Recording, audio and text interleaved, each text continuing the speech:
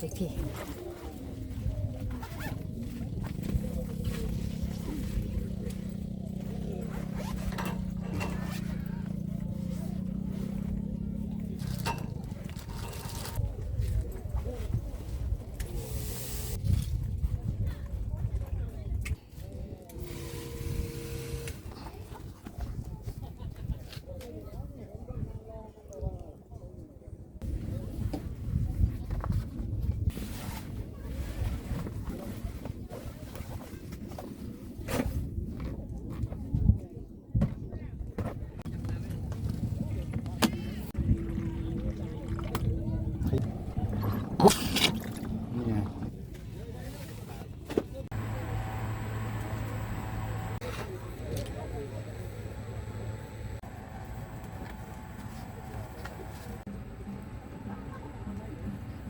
แล้วโซนเด็กเล่นน้ำหมดเลยใช่ครับ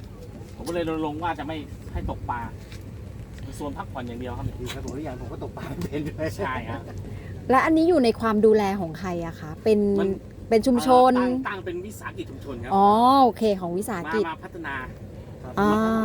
มาขอพื้นที่ของกรมชลมาพัฒนาวิสาหกิจโอเคดีจังไปดูทางเพลินไปหน่อยขับเลยสมัยก่อนเรียกเป็นป่าไม่ได้สูงกันครับผมเป็นป่าหมดเลยครับเนี่ยอันนี้เป็นอ่างเก็บน้ำใช่ไหมหรือเป็นอ่างเก็บน้ำครับแล้วก็เถิดมาคือพัฒนาเป็นหาดสวยดีครับใช่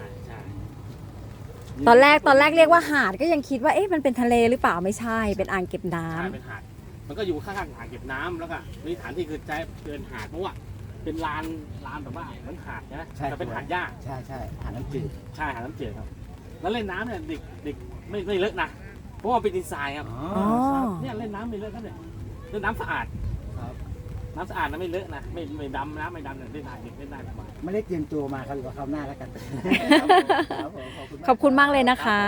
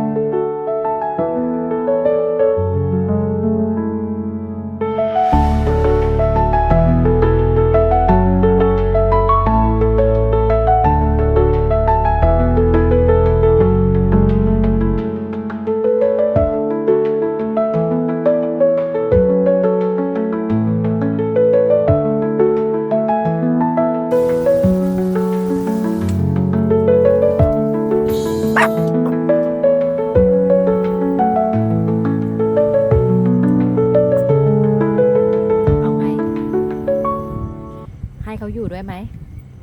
เขานอนแล้วนะเข้าห้องน้ำด้วยไงท้องไงไส้เทียเห่าไงอ่ะเขาไม่ไปอ่ะ ตอนนี้เหรอ เห่าปุ๊บเขานอนปั๊บเลยตกลงเทียเรียกให้เขาอยู่ใช่ไหมเนี่ยใช่ไหมคะอ๋อให้เขาอยู่โอเคให้พี่อยู่นะโอเคนะพี่ก็นอนเลยแองแมงเลยโอเคจบ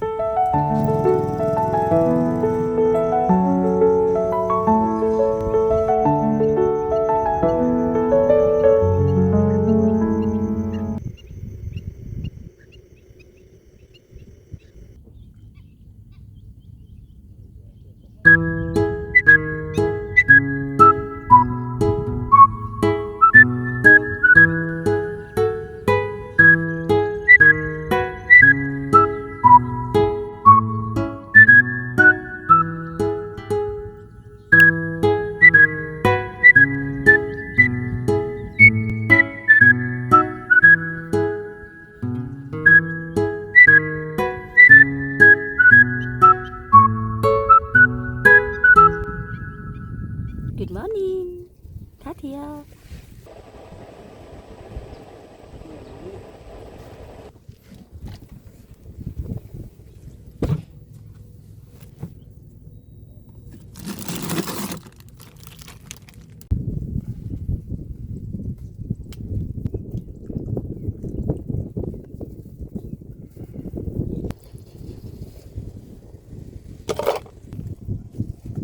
ก็แช่ฟรีซมา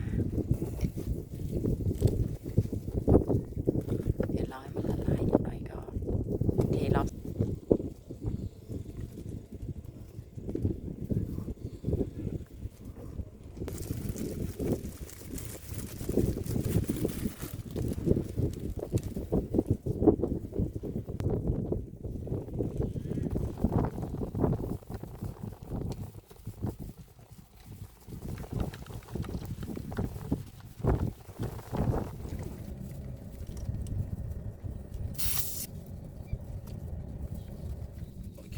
38ซ้ายขวา ใช่ อุ้ยทำไมมันเท่ากันหมดเลยอ่ะ อันนี้รถ พอ 37 37ละ